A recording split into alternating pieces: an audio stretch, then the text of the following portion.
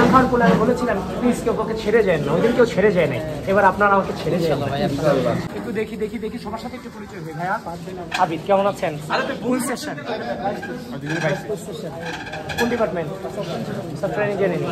কেমন দেখতেছেন পরিবেশ পরিস্থিতি এখন? টেক কেয়ার, দোয়া করে। গান খাওয়ার পরে আমি বলেছিলাম প্লিজ কেউ কাউকে ছেড়ে যায় না, ওই দিন কেউ ছেড়ে যায় নাই, এবার আপনারা আমাকে ছেড়ে যায় না। আমাদের জন্য দোয়া করবেন, আমাদের জন্য দোয়া করবেন।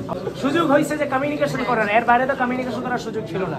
2016 সালে বিশ্ববিদ্যালয়ে ভর্তি হওয়ার পরে আমার বন্ধুটা আমার সাথে দাঁড়ায় ছবি তোলে নাই যে সে তার বিসিএস হবে না, সে আমার সাথে ছবি তোলে নাই সে হলে থাকতে পারবে না। এই ছিল আমাদের রাজনীতি, এমন পরিস্থিতি। বিশেষ করে আমরা যারা বিরোধী দল করতাম, ছাত্র দল করতাম, আমাদের জীবনই ছিল না ওয়ান কাইন্ড।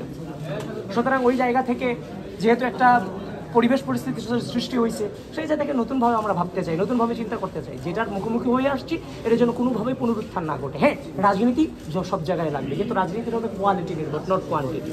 এখন তোমার এই হলে যদি আমার 20 জন ছেলে থাকে, 20টা ছেলে যদি কোয়ালিটি সম্পন্ন হয়, তাহলে ওই 20টা ছেলে যখন ডাকবে তখন সবাই নেমে আসবে।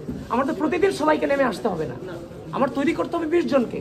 এমনভাবেই তৈরি করবো যেন ওই 20 জনকে সবাই পছন্দ করে, ওই দিকে আমরা ডাইভার্ট হবো ইনশাআল্লাহ।